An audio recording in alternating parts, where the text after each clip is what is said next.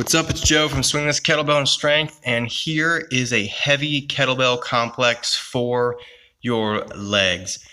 We did this, I'd say about 5 years ago, and it is literally one of the toughest things I've done.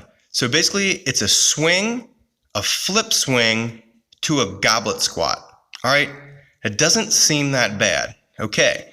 That flip swing with a 48 kilogram kettlebell or so, something that's really going to challenge you. It's not that you can just swing it. You got to get it up and over there. You cannot get lazy. Okay, so that's what I love about it. Plus, then you have to brace for that goblet squat.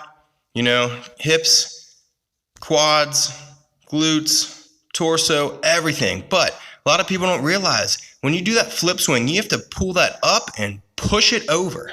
All right, so when you catch it, the adrenaline's high, your heart rate's high, you're breathing heavy, and what I tried to do is go for 10, and this one actually made it to 11. I think that might be the highest I've ever got, but anyway, I wish I had my heart rate monitor on to check that. So check it out. It's the Bruce Complex, named after my little black pug.